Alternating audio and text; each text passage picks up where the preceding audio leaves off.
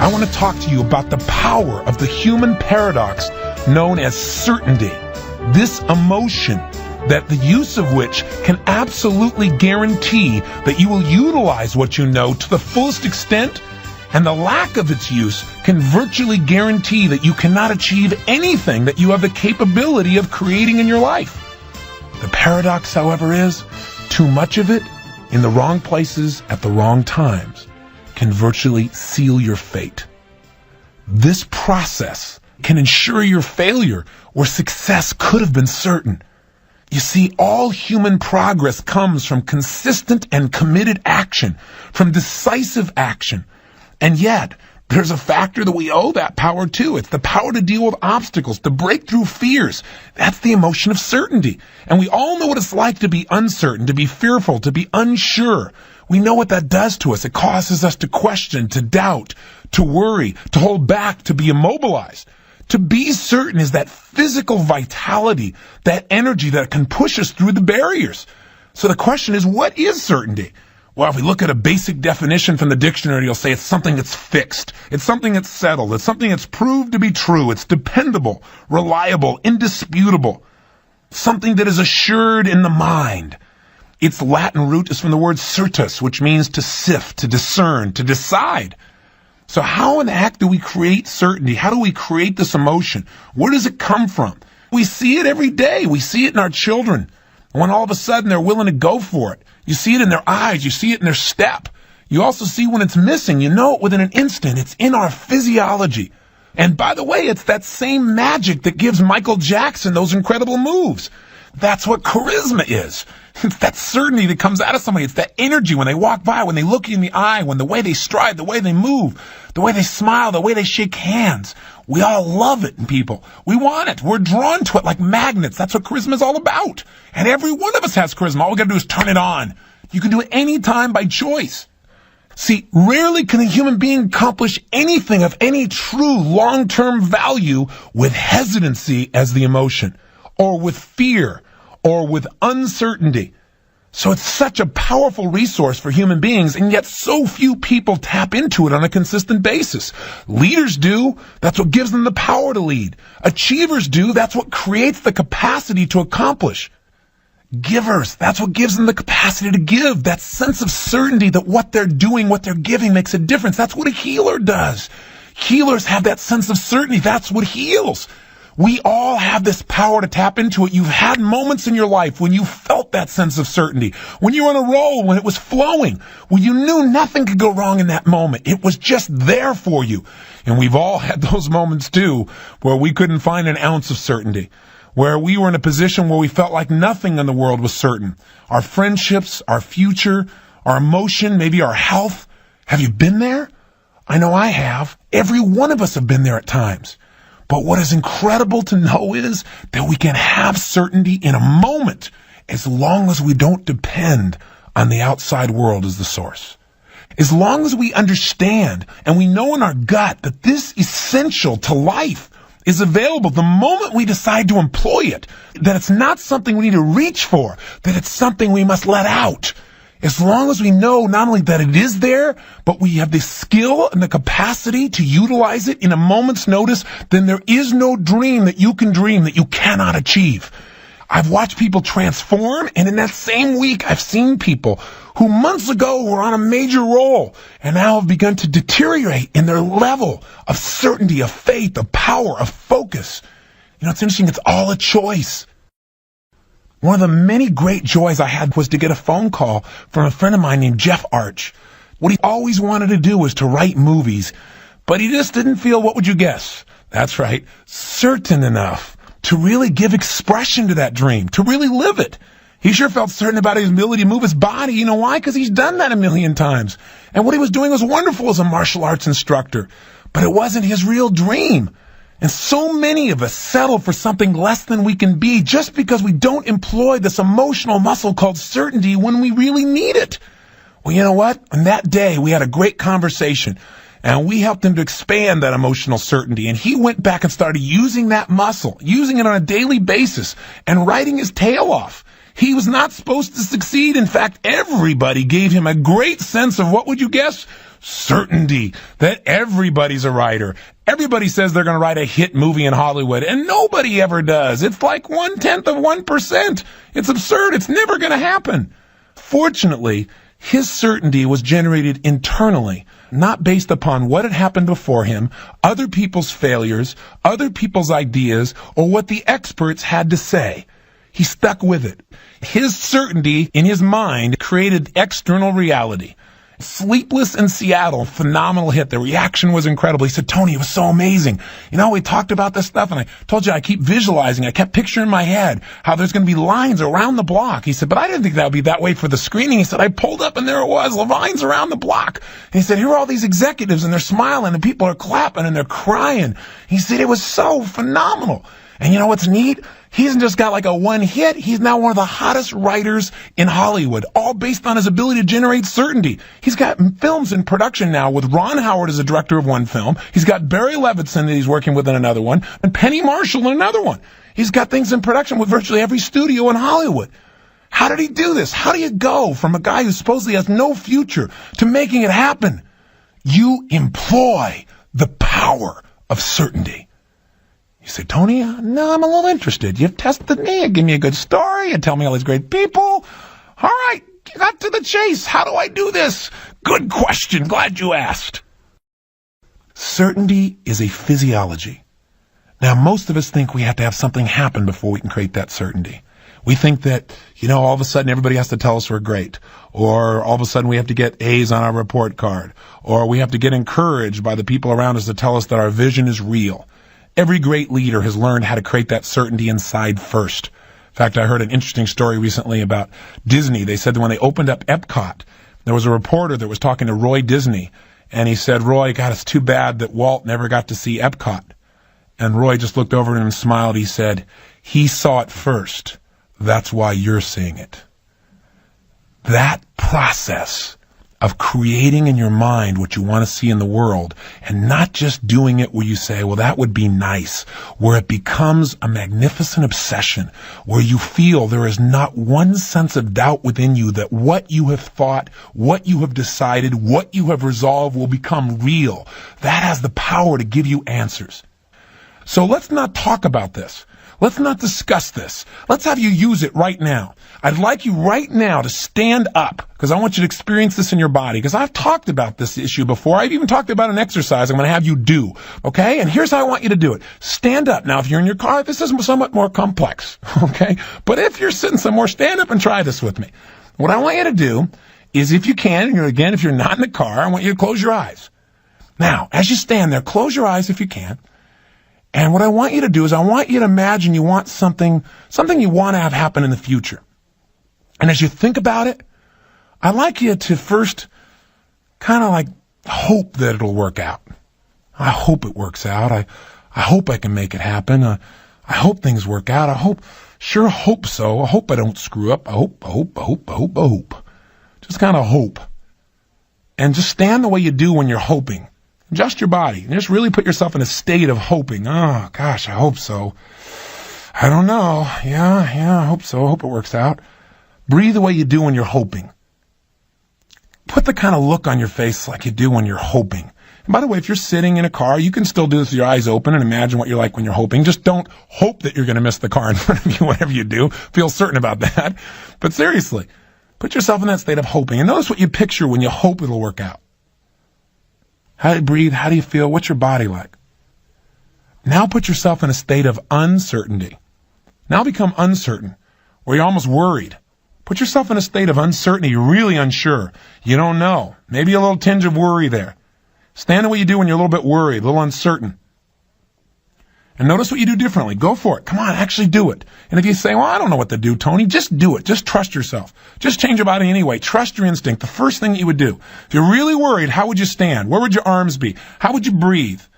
What's your posture like when you're really worried? Is there tension in your body when you're really worried? When you're uncertain? When you're unsure? Do you wobble back and forth? What do you do when you're not sure? What do you picture when you're not sure? What do you say to yourself when you're not sure? How does this feel to be unsure and maybe a little bit worried? Just notice how it feels. And now, go into hope again. Huh? Go a little bit more certain. Oh, I hope so. Just feel that and see if there's any change in your body. Come on, try it. I know it sounds third grade, sounds a little weird, sounds bizarre. You don't know what to do, but do it anyway. Trust yourself. Now, go from that state into a state of absolute certainty, absolute intensity, where you know there is no question in your mind that you can achieve what you're thinking about. That thing you want to have happen in the future, make yourself feel certain right now, where you expect it to happen. There is no question in your mind whatsoever. Stand that way right now. Assume the physiology you'd have if you were completely certain you were going to achieve what you're focusing on. If there was no question in your mind, if you expected it, if you absolutely knew its achievement was certain. Breathe the way you do when you're absolutely certain. Put the kind of look on your face like you do when you're absolutely certain. Is there a gesture? Is there something you do with your hands when you know you're absolutely certain? What do you do? What's that connection? What's that feeling? Create it in your body, create it in your face, and add some excitement to that certainty. Where you expect it, you know it, and you're a little excited about it. Notice how you're standing now when you feel this way. Notice how you're breathing. When you know this is going to happen, when you feel that certainty, what do you picture in your mind? What are you picturing now that's different than before? Feel that certainty in your body. Feel it in your voice. What do you say to yourself when you know it's going to happen, and how do you say it? Trust yourself. The first thing that comes out, just notice it. Now, do you feel any difference between feeling certain and feeling uncertain? Go back to uncertain for a second. You go, no, I don't want to do it. Go, just do it. Just do it for a second. And notice how that feels like. Notice what happened to your shoulders. What happened to your breathing? What happened to your balance? What are you focusing on when you're all of a sudden uncertain or a little worried? Yeah, notice the difference. And then get certain again immediately. Instantaneously get certain. Certainty is a physiology. It's a choice. Create it in your body right now. You know it's going to happen. Create that feeling in your body where you are absolutely certain you expect it, feel it again, and lock that feeling in. That is, anchor it in, if you know what I mean by that. If you don't, act as if you know what I mean. Just lock that feeling into your body.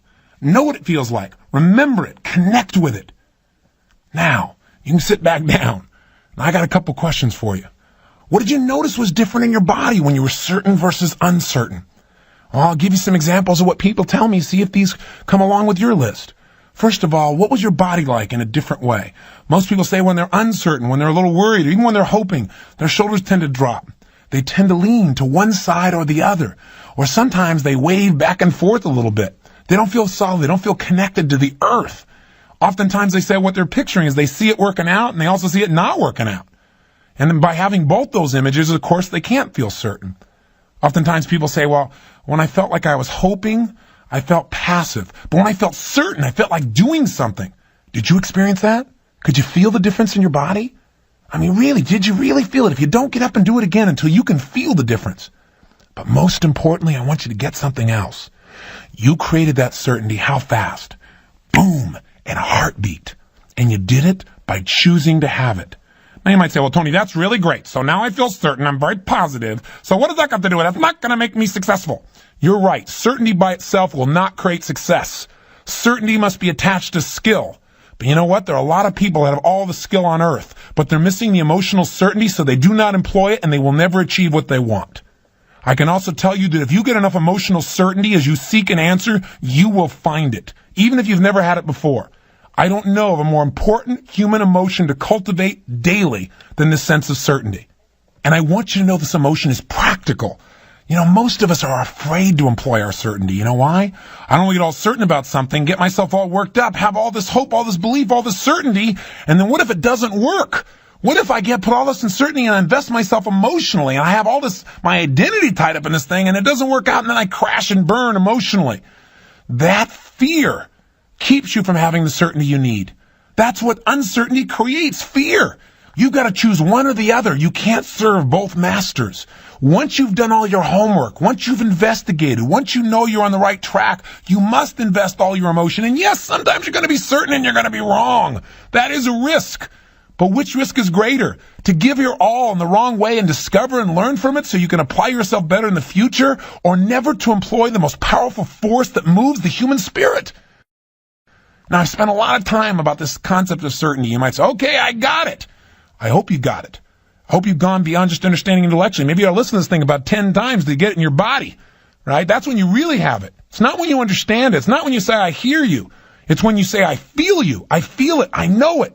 I'm using it. I'm doing it right now. That's when you really got it. Now that I've spent all this time telling you how important it is to be certain and how powerful it is and how that makes your life successful, now let me tell you something else. Being too certain can destroy everything you want most on earth. Plus, it can make you bored. What am I talking about? Well, as much as we want things to be certain, if we get too certain, we're not happy. That's where boredom comes from. We all want a certain amount of suspense. We want some drama. We certainly want surprise. If you knew what was going to happen, when it was going to happen, how it was going to happen, like for every baseball game, every football game, every movie, guess what? You probably wouldn't be very excited about going seeing them. We want surprises in our life. That's part of the dichotomy. It's part of the paradox. We want both of these emotions. We want to be certain everything's going to work out great, basically. And we also want to be sure that we're going to have some fun. And a lot of fun comes from not being sure what's going to occur. So we want to be able to cultivate that emotion. But even more importantly, being too certain about anything can cost you your business. It can cost you your relationship. It can cost you your health. It can shape society in a negative way as well. We all need some variety. And that's the challenge. We want certainty, but we want variety. And of course, it can be accomplished by being creative in our lives and understanding our needs for both of these emotions and using them where they're appropriate. That's the challenge that we have in life, that what's worked so far may not work to get you to the next level. It's worked to get you here, but it may not work to get you where you really are committed to being now. Well, that same understanding is necessary. In order to get that new understanding, you got to be able to let go of what you're so sure about. You got to be willing to not be so certain. You got to be uncertain about things so that there's room for some new ideas to come in. In order to take full advantage of the power of certainty, you got to first be uncertain so you can get new information to get certain about. Does that make any sense? In other words, if you just stay certain with where you are today, you can't grow. You've got to make friends with uncertainty so that you're open, so you can take in new concepts, new ideas, new feelings, new thoughts, new beliefs, new strategies that you wouldn't even listen to if you're so certain. By the way, that's why most people tend to grow most when they're in pain. Because when things are going really well, they feel real certain about how it's going. They don't listen to anybody else. But when they got a challenge, suddenly you find people that are highly motivated to grow, to expand, to learn. Well, you don't have to wait until you have pain. Just learn to utilize uncertainty to break your pattern for a moment and do it directly. Do it intelligently. Schedule a time you say, for the next hour, I'm going to get rid of my certainty about these things and I'm going to entertain totally new possibilities. Do it consciously and you have some real power. So it's critical for us to have that balance in life, to know how to make uncertainty our friend, to know how to be able to induce that state so that we can create a pattern interrupt, so that we can truly learn and grow and expand at a brand new level. Let me offer you, I jotted down here, 4 key things you've got to be sensitive to, that your need for certainty can sometimes, create roadblocks, or maybe even debilitate you, maybe even destroy all the good you created with the certainty in the first place. The first major challenge that your need for certainty can sometimes create is it can cause you to generalize in a way that is debilitating. What do I mean by generalize? Well, we have to generalize. Your ability to stand up, get out of your chair, and walk across the room comes from your sense of certainty that floor beneath you is going to support you. If you weren't certain about that, you would be disempowered. You would not be able to make that action happen. You'd just be sitting in their chair with some fear, immobilized. But the reality is you've learned to generalize, that usually floors hold you up. Maybe this one, you don't ask, will this specific spot on the floor hold me up? If you did, you get caught up in the paralysis of analysis, right? You can overanalyze. You can get uncertain about everything and not be able to do a thing. The problem is sometimes we generalize out of our need for certainty, out of our desire to not think. What do I mean by that? Well, you and I live in a world that is so information dense. There's so much information coming at us at such an unbelievable tempo and pace that it's overwhelming. So what most of us have learned to do is become what we call cognitive misers. We've learned not to think very much about a lot of things, to just push those things out of our mind, to just accept that whatever people say to us about it, or what experts say, or how it just is. We've also learned to save ourselves time to just generalize. So sometimes if something gives us pain, we don't think it through with a great deal of intelligence. We don't evaluate it in detail. It takes too much energy. Somebody harasses us a lot. That's because they're this nationality, or they're this color, or they're a man, or they're a woman, or they're that kind of boss. Instead of looking at the human being and seeing, who is this soul in front of me? Sometimes that happens, and it cuts the quality of our lives. We have to enter each moment, each relationship, each situation in a brand new frame so that we can not be so certain, so we can explore, so we can discover. Because otherwise what happens is once we define people in a certain way, we look for ways to support it. We find legs to back it up. Sure enough, seek and you shall find. You think this person is insensitive, you look for places where they're insensitive. Well, if we look for places in you where you're insensitive, we might find things to back that up at times too. We got to be very careful. Generalizing will usually cause you to limit the quality of your life. Be careful of it. Here's the second thing that the need for certainty sometimes creates in a debilitating sense, and that is it immobilizes you. There's so many people that want to change something in their life, but they still don't do it. They know what they should change. They know how they should change it. They know why they should change it, but they still don't do it. They're immobilized. Why? Fear. Fear of the unknown. Fear of what? Uncertainty. That's why you want to make uncertainty your friend. So what are you talking about? If it's the thing that keeps me from taking action, that's right. Your fear of it is what keeps you from taking action. If you learn to enjoy uncertainty, where it was a state where you said, hey, I can be uncertain right now. It's okay. I don't have to have all the answers. I don't have to know for sure. I'm open to discovery. Then you're empowered because the answers that you really want for your life to move the next level are in the realm of the unknown. I guess it just comes down to realizing that uncertainty does not equal pain. Uncertainty can be a source of tremendous pleasure. What's the third challenge that the need for certainty usually creates for people? Well, it creates this process called rationalization. Yes, indeed. Have you ever been in a situation where somebody did something and you knew that they knew that you knew that it was wrong? Are you confused yet? And yet they still managed to feel good about it? Just understand this. The strongest force in the human personality is the need to remain consistent with how we define ourselves. Most of us define ourselves as rational human beings who are intelligent, who don't consistently do absolutely stupid, ridiculous things that would destroy their body, their mind, their emotions, or their relationships. So when we do something that we know is not so good, in order to be able to feel good about ourselves, maintain our self-esteem, we've learned to rationalize. In fact, there is a term in psychology for this. They call it cognitive dissonance. What is cognitive dissonance? It's simply this.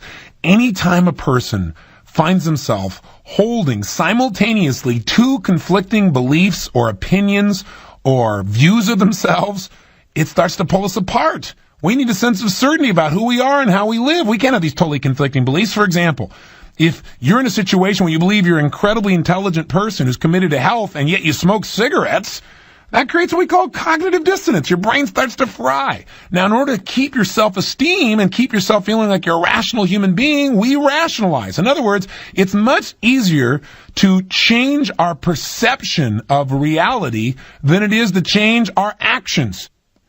Finally, what's the fourth thing that a sense of certainty can cost us? That can be a problem for us? Where can it debilitate us? Well, when you think about this, most people in life, when they're trying to decide what to do, especially if they're uncertain, what do? Most people look to see what other people are doing to decide. In fact, there's a term in social psychology for this. We call it social proof. That is, when people are not sure what to do, they look around to see what other people are doing, and they come from the false belief that says, if enough other people are doing something, then it must be right. If enough other people believe it, it must be right. Or at least if enough authorities believe something, it must be right. If I see it in the news enough, it must be right. Is that true? You and I both know the answer to that, right? How many wonder drugs? How many wonder solutions? How many wonderful ways to live that we've been taught we're supposed to make our lives happier have not worked? How many have been promoted to us? I'm talking about by the quote-unquote experts.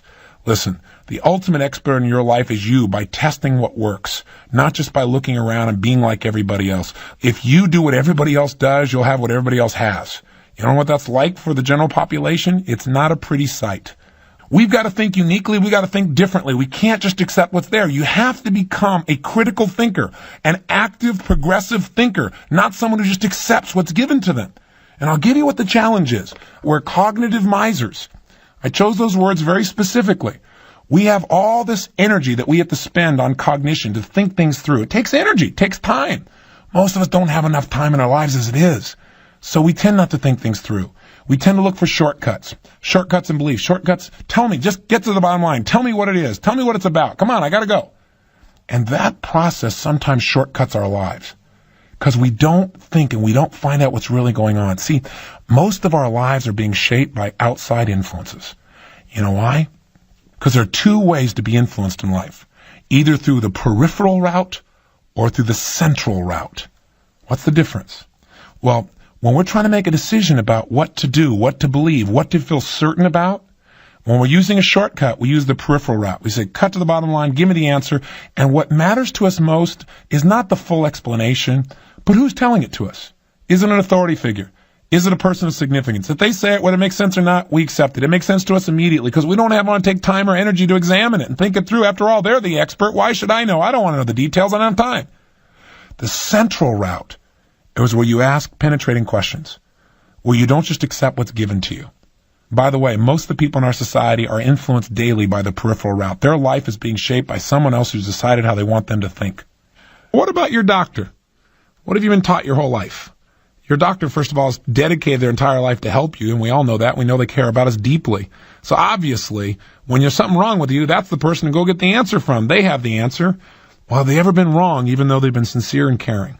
Absolutely. Because guess what? Their sense of certainty comes rarely from their education anymore, but is more and more often coming from the education they're getting from the drug salesman. So many new drugs come out every year, there's no way for a doctor to keep up. And the primary educational force very often can be the drug companies themselves. And why is this happening? Because 70% of all drugs on the market today weren't even around 15 years ago. Someone has got to educate them, and the pace that it's coming at them is amazing.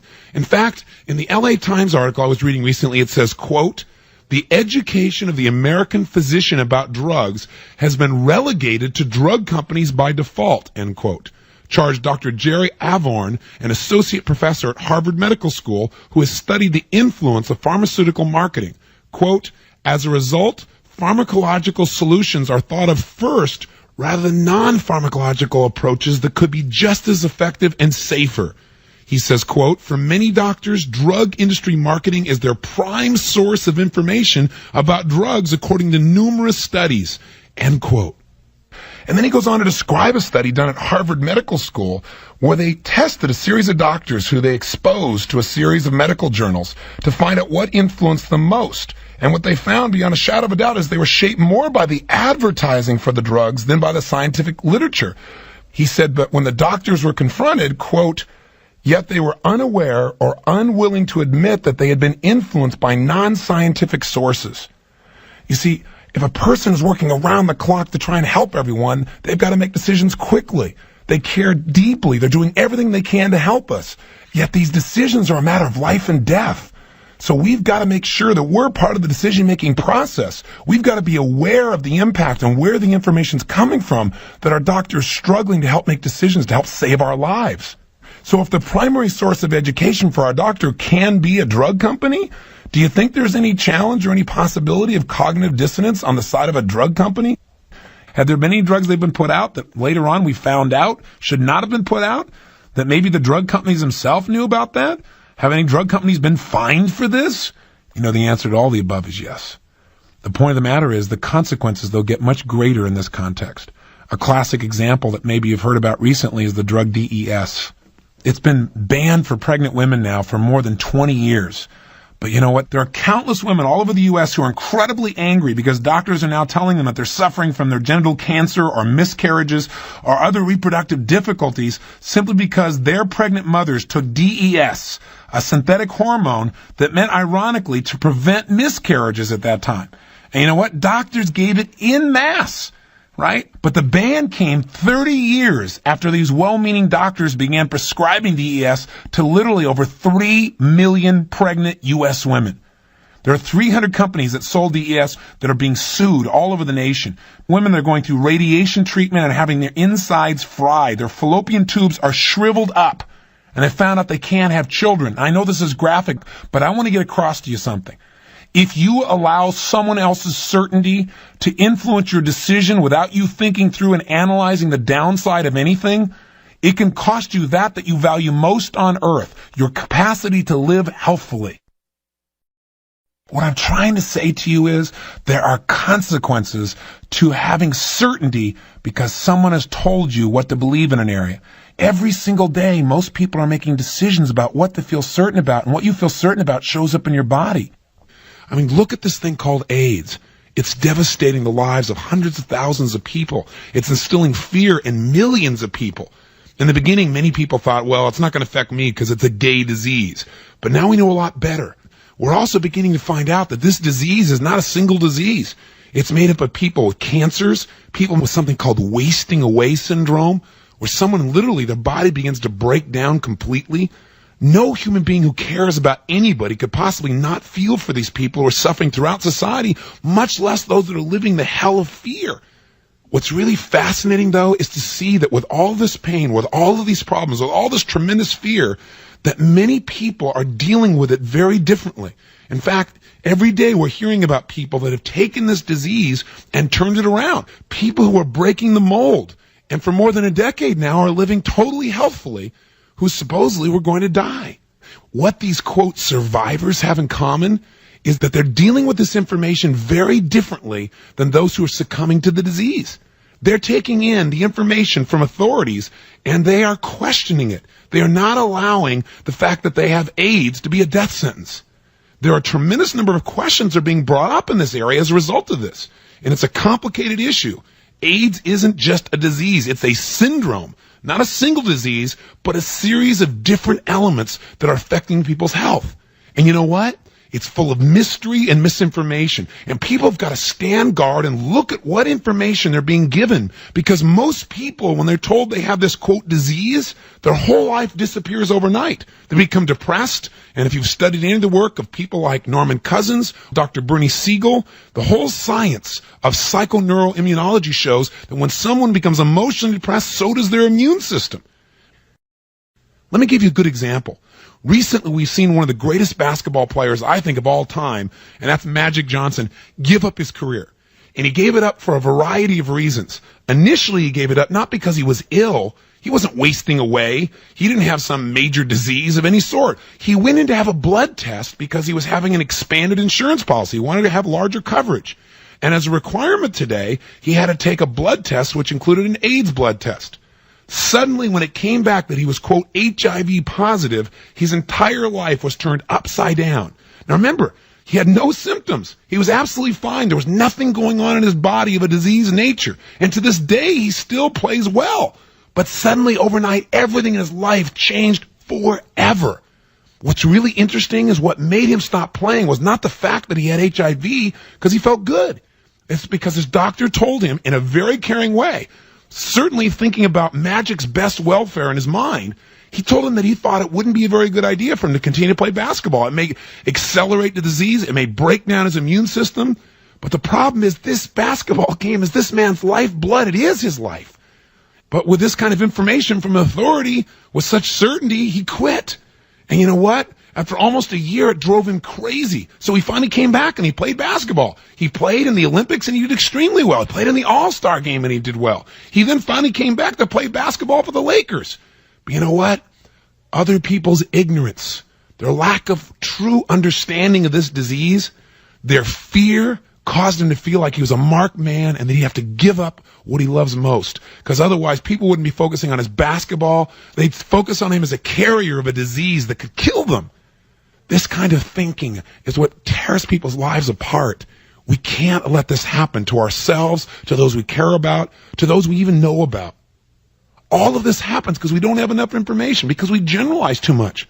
Hey, let me give you another example. Here's somebody else who got the exact same information that Magic got, but he responded radically differently. Let me quote it for you from another article, a different article in the Los Angeles Times. I just read it recently. I'll tell you what, it stunned me. Here's a man who was told that he was HIV positive, just like Magic, but let's discover how he took this same information with a different point of view, and it has shaped his destiny completely differently. Quote, in the 5 years since Rick Munoz learned that he had the AIDS virus, he has watched his time grow short as 2 hours and 52 minutes to be exact. What are they talking about? Well, this guy is a marathon runner. He's going to run the Boston Marathon today. It says he'll not think about the virus inside of him that is so far little more than an abstraction in an otherwise healthy life. It says Munoz, 34, was running marathons sporadically before finding out that he was infected with HIV. Since then, hard running has become his obsession and possibly his best friend in his fight against the onset of AIDS. It says he doesn't talk about death and dying. He talks about the next race. Last year, Munoz set a goal of racing in 1 marathon a month. And then he completed a punishing 14 races all over the country. Most were under the 3-hour mark. This year, Munoz's itinerary has a different twist. 8 marathons ending with his 50th in Hawaii. Munoz has smiled patiently through the warnings that his hobby, perhaps, is not the best course for someone with HIV. He knows that people concluded from Magic Johnson's retirement that athletics and AIDS virus don't mix. But Munoz says he has watched too many infected friends succumb to what he calls, quote, death sentence mentality, also known as certainty in a negative context. You always have to have something to look forward to, Munoz said. If you rid yourself of that habit, you're asking for it. Munoz's physician, Steve Knight, credits his patient's rugged training with helping him to stay healthy. Knight said that the running, besides offering him physical benefits, is an important emotional weapon in treating the human immunodeficiency virus. Munoz says that he's never felt better, especially since shedding 30 pounds over the past 2 years with a vegetarian diet. His times have dropped with his weight, and he said he plans to keep running for as long as possible. Interesting. Here's a classic example of how someone got very certain in a very different way from the same information. Just to give you a perspective, people are so afraid of this thing called AIDS, but there are many researchers right now that are questioning whether or not it is a single disease or whether or not, in fact, this is multiple diseases that we're now covering with one title. We just recently changed the definition again. It used to be that you had to have HIV. Then it became you had to have the antibodies to HIV because lots of people with AIDS don't have HIV in their body. They can't detect it. That makes it kind of tough. So now they look for antibodies. Antibodies usually show that you're healthy. If you have a disease, you got antibodies, it shows your body's, immune system is working. Every infectious disease up until now. But what's interesting is suddenly we have a new way of defining it. And the newest definition came out last week. And the newest definition is if you have any one of a series of other diseases that used to be known under other titles, they're all called AIDS now. Various cancers, cervical cancers, and one of the descriptions is because now what happens is if it's qualified as AIDS, there's funding for it. So, for example, for a woman with cervical cancer, one of the things that's now being pushed is to make sure that that's considered to be another AIDS symptom. I'll give you a classic example. The number one AIDS symptom, the symptom that basically was the basis of creating the whole concept of AIDS, was Kaposi's sarcoma. One of the original doctors to work in this area is from New York University's Medical Center. His name is Dr. Alvin Friedman Kine. He was one of the first physicians to associate Kaposi's sarcoma with AIDS, and he now states that since the initial determination of this cancer as the definitive symptom of AIDS, there's a growing number of men with Kaposi's sarcoma who have no HIV infection. The CDC now concurs with him. And what Dr. Friedman Kine also states now is that at least a small portion of people who've been diagnosed with AIDS because they have the cancer may not have AIDS at all. Now, we're seeing this starting to happen with researchers all over the country. You read their research for people like Dr. Duesberg. This is a gentleman from Berkeley who is a member of the American Academy of Sciences. He's one of the first researchers to identify retroviruses, of which HIV is the basis. Duesberg was a pioneer in cancer gene research, and he was one of the first to map the genetic structure of retroviruses. So this is his whole expertise. He now flatly says HIV is not the cause of AIDS and could not be. I'll give you some quotes. Quote, "The AIDS virus will turn out to be the most colossal mistake in medical history." This is the guy from UC Berkeley, not some guy selling some potion or some little lotion in the back door someplace over in Venice. This is a top guy, American Academy of Sciences.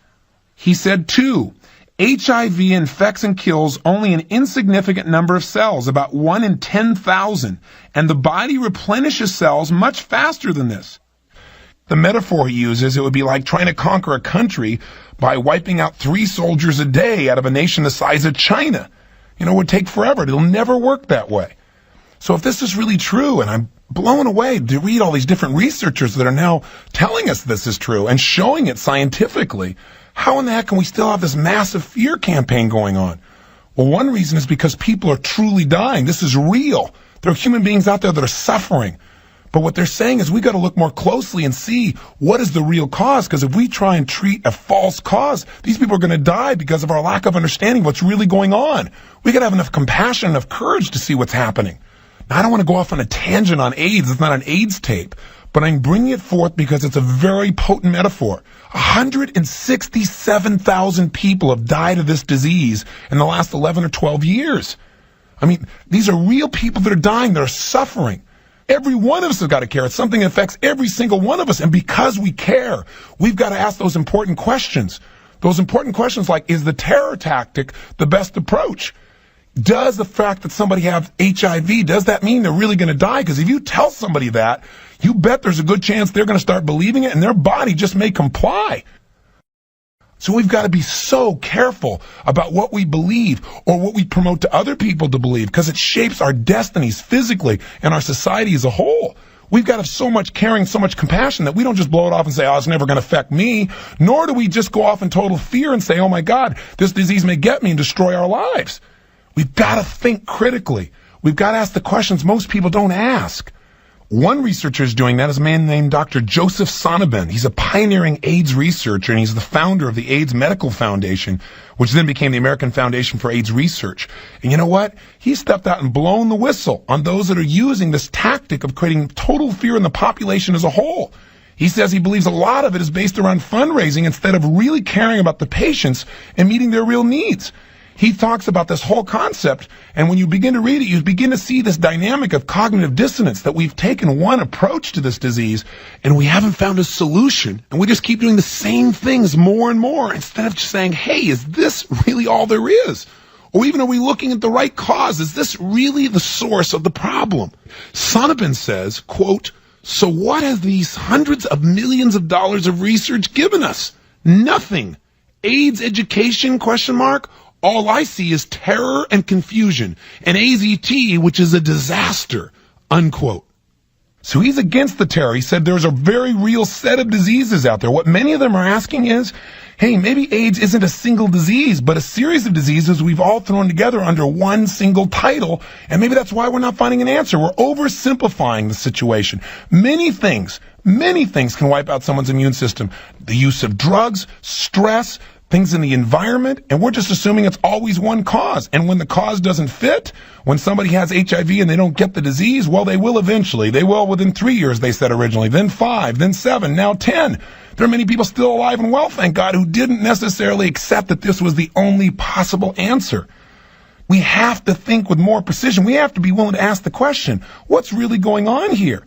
Around the world, researchers are now saying, we've been following the wrong theory. We're spending $5 billion in the U.S. on the wrong theory, putting all this manpower, all these resources that could be coming up with solutions for suffering people in the wrong direction, simply because we've committed to it. The old cognitive dissonance. All this money and time and energy has been spent, so we better stick on it.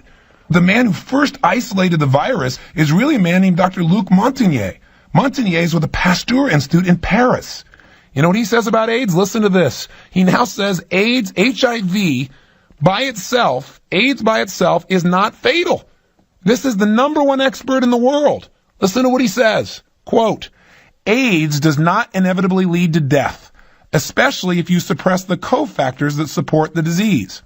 It's very important to tell this to people who are infected. Psychological factors are critical in supporting immune function. If you suppress the psychological support by telling someone he's condemned to die, your words alone will have condemned him. It simply isn't true that the virus is 100% fatal.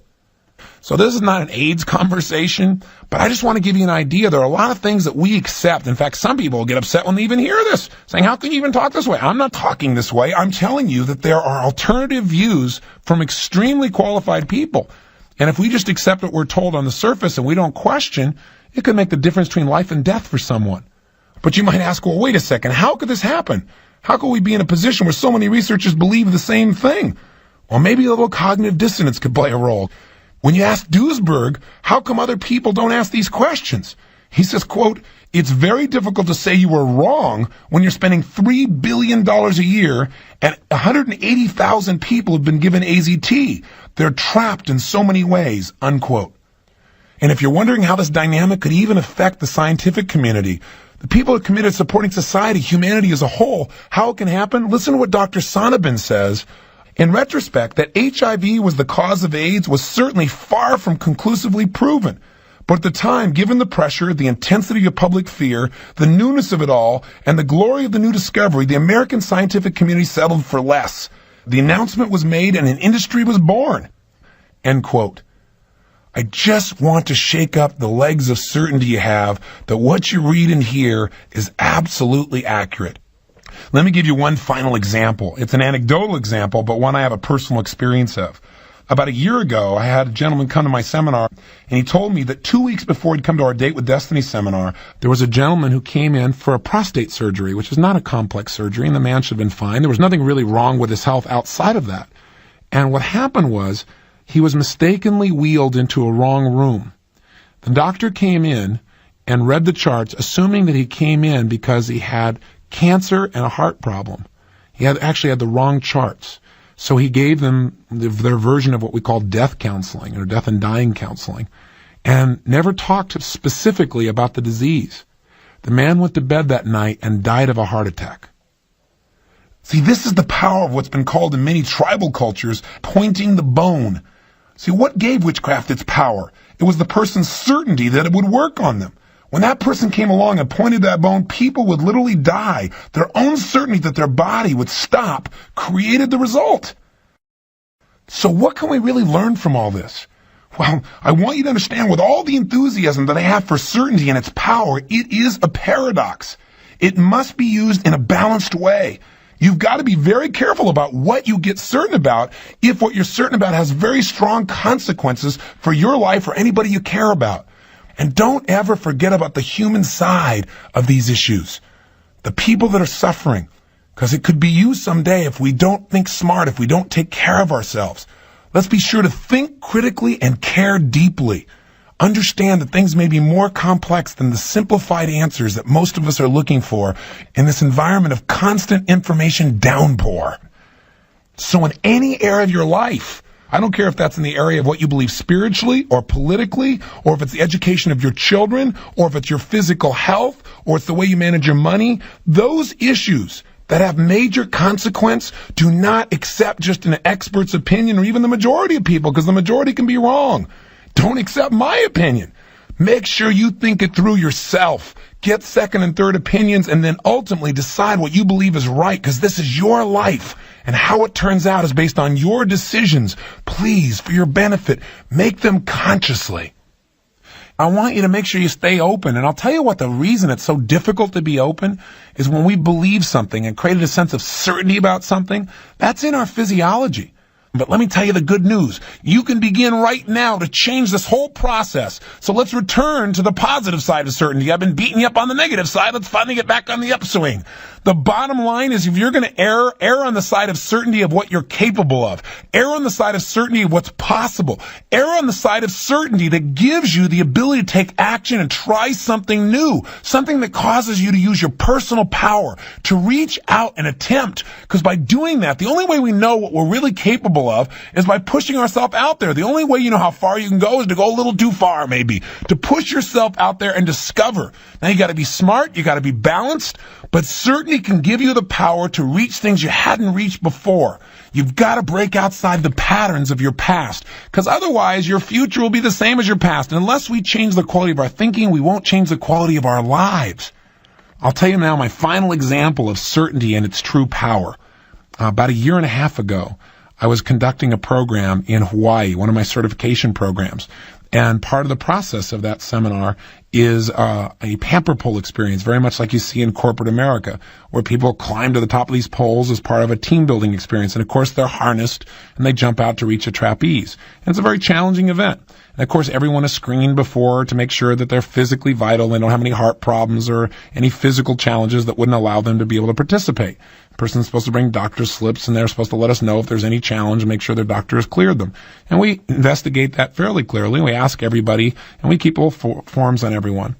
Well, this particular unique day, a gentleman decided that he was going to push himself. He didn't tell us he'd had a heart challenge.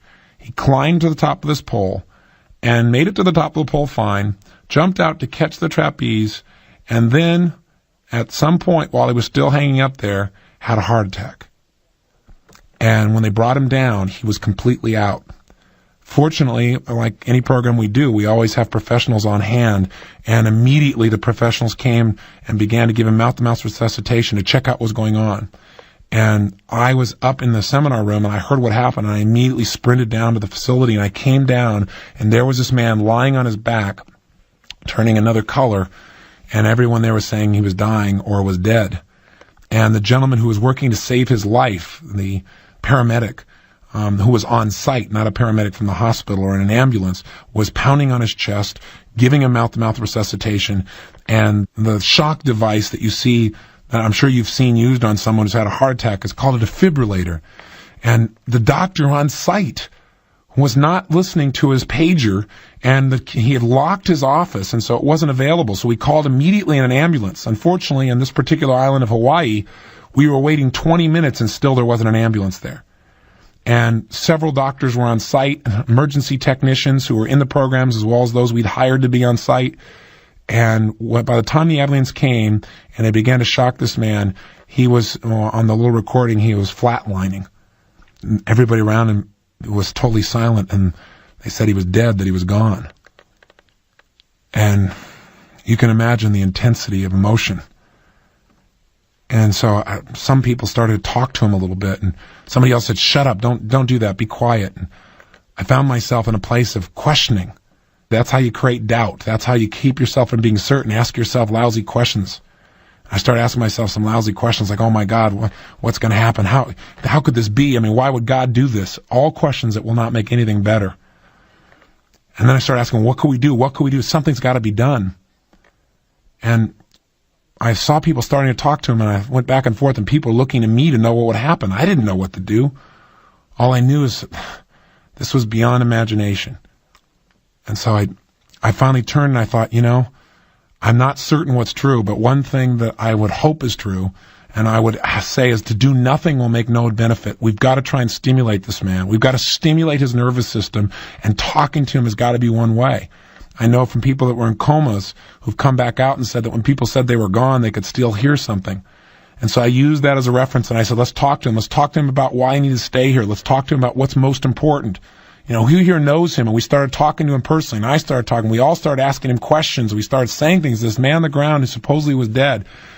And you could see some of the doctors just shaking their head like we were wasting our time. And we got more and more intense, and people started saying things that he had laughed about earlier, and things that he'd been challenged by, and stimulating, and talking about his family, and all these different things to stimulate him. And yet as we did this, he continued to just flatline for another 10 or 15 minutes. And finally, they put him on a stretcher, and they put him in the back of the ambulance, and I started to get in the ambulance, and the doctor pulled me aside, and he said, Tony, he shook his head, and he said, look, the man is dead. He said, don't waste your time. He's gone. He's been dead for more than 30 minutes. He's gone. And he said, the only reason they're doing this is because you keep telling these guys to keep working on him, but shocking him, it's worthless. He is dead. He's gone. And I said, I just don't accept that. I don't accept that. I said, we've got to do everything we can do. I said, you know what? Maybe he's gone. Maybe you're right. But if I'm going to err, I'm going to err on the side of giving him every possibility. I am certain. I got to stay certain that he can make it. And I just slammed the door in front of the guy, and I got in the ambulance. And meanwhile, by the way, I kept talking to this guy, and I had one other doctor with me that believed that talking to him could make a difference. And so we kept shocking him and going after him, and we took the next 30-minute drive to get to the hospital. That's how far it was on the big island of Hawaii. Going through winding roads with the thing screaming. And meanwhile, the ambulance driver is going crazy. He thinks I'm stupid for talking to this person. He's mad. He's blaming me. He's blaming our group. He's blaming everything, saying, this guy's dead because of us. And you can imagine the kind of feelings I had while he's saying this to me. And I had to just shut him out and remain certain, keep talking, and keep stimulating this man, do everything I could, kept these people going. And about halfway to the hospital, we turned a curve real intensely, and the defibrillator spun and smacked the side of the wall of the ambulance, and it stopped working. Now here's this man who's been gone for 30 minutes or 40, 45 minutes at this point, and we don't even have a way to stimulate him electronically. I thought to myself, you know what? He either doesn't want to be here, or his creator, our creator wants him. I don't know what. And I started to cry inside, and I said, you know what? I just can't give up. I got to stay here until everything's been done. I said, come on, don't give up. And I stayed in a sense of certainty. Something can be done. Something must be done.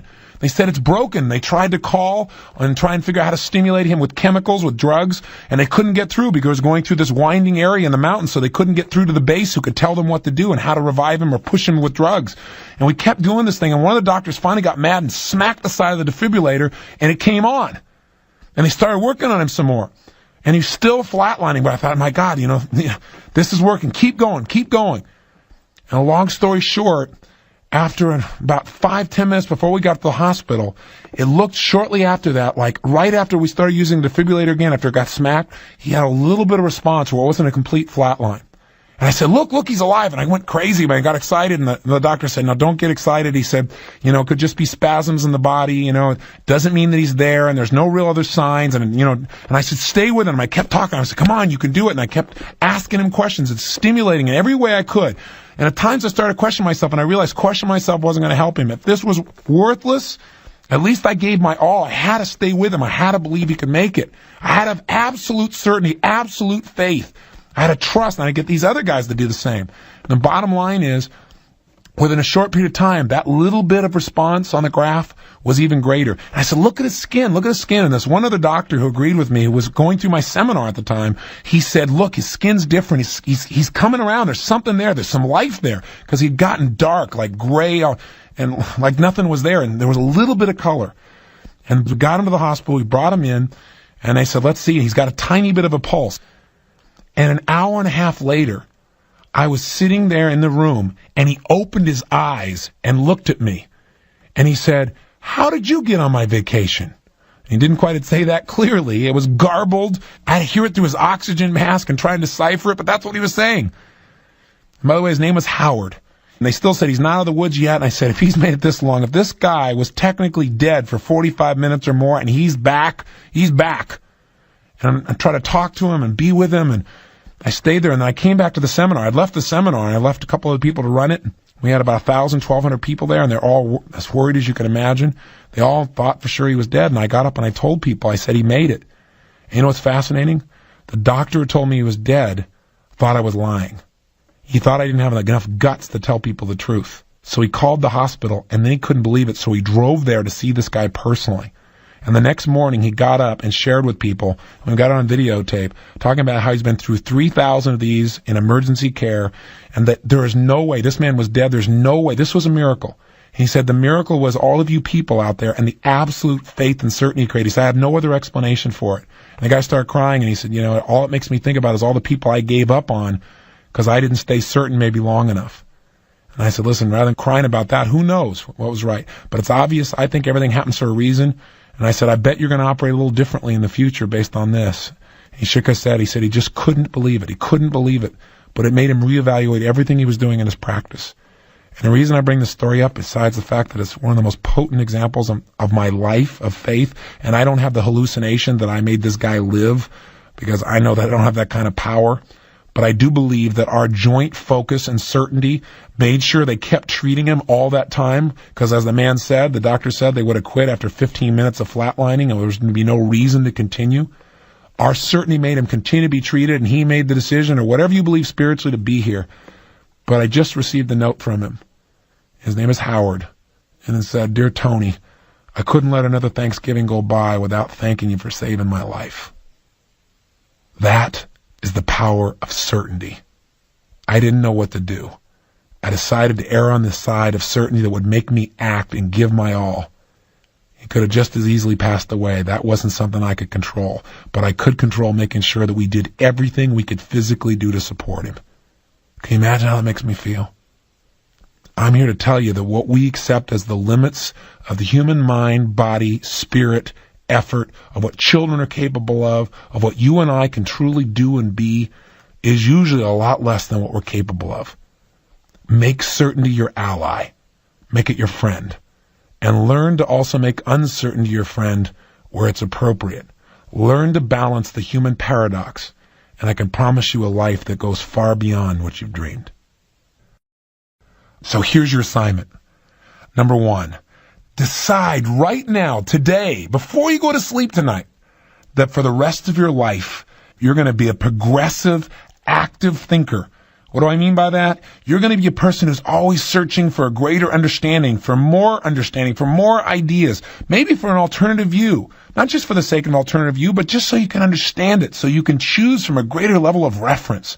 Decide for the rest of your life, you're not going to analyze things, you're not going to analyze them to death, but in those key areas that affect the quality of your life most, where there are huge consequences to what you buy into, that you're not just going to accept what you're told because someone's an expert, that you're going to become an expert as well, that you're going to take all information in and decide what you believe is right.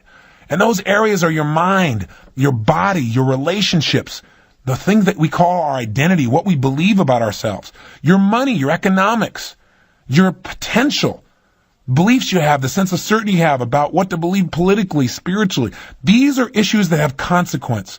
There are only about a half dozen or so that really impact our life most. Decide what they are and decide to really constantly expand your knowledge in those areas. Become an expert.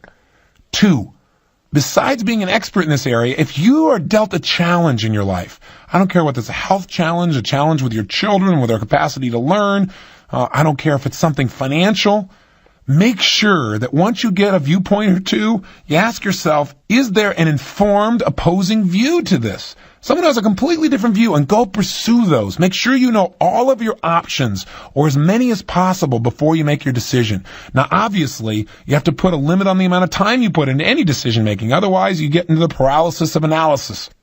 3, cultivate the sense of uncertainty in certain areas. When you start being totally certain, you think it might be limiting you. If you got a negative belief, the way to get uncertain is ask yourself lots of questions, something you were sure of. It's good to make uncertain your friend, to get curious, to begin to wonder about those things you used to just accept. 4, decide that if you're ever in fear and you're trying to make a decision, that you will not make a decision out of fear. It almost always will be the wrong decision, unless you have zero choice, like it's an instantaneous thing. Decisions out of fear usually cause us to go with someone else telling us what to do. You've got to get yourself in a sense of certainty and say, okay, if I was certain, what would I do? If I was in charge, put yourself in that state, make a decision out of a sense of certainty instead of out of fear. You're much more likely to make a right decision. 5, develop a set of beliefs that'll give you certainty even during the tough times. People have often asked me, how have you made it through some of the challenging times? And I said, I think it's just certain beliefs, sense of certainty I have. Beliefs like I'm guided. Not an ego thing, just thinking that, you know what, I'm here to do some important work, and I feel like the right answers will come to me. That sense of certainty, that belief tends to create the answers. It causes me to find things because I won't give up until I find it. Or a belief that with the problem comes a solution, that our Creator doesn't give us a problem without first giving us the capacity to deal with it. I don't know whether it's true or not, but by having certainty that that's true, it's helped me to find solutions because, again, I know it's there. Or the belief that with every adversity, there comes the seed of an equivalent or greater benefit. That core belief from a book called Think and Grow Rich I read years ago, I've remembered it. And I'll tell you what, I've applied it. I've always looked for a benefit. I wasn't just going to solve the problem. Somehow this is going to make things better. And because I felt certain about it, it has. Faith with work can produce virtually anything we're committed to. And that one has guided me in everything from the situation I just shared with you with a gentleman with his heart attack to virtually anything else I've done. Come up with your own core beliefs. Write down, this is what I believe, and allow it to create more certainty. And lastly, number 6, practice the skill of creating certainty and doing it instantaneously, like we did in the very beginning of this tape, because certainty is a skill. And the more you do it in your body, the more you'll be able to create it and tap into your real power. Practice creating certainty 3 times a day consciously. Create an anchor for it, where you can change your body like that for the next 7 days. If you'll do this, I can promise you, you'll have a muscle that can help you to succeed at a larger scale than you ever dreamed possible.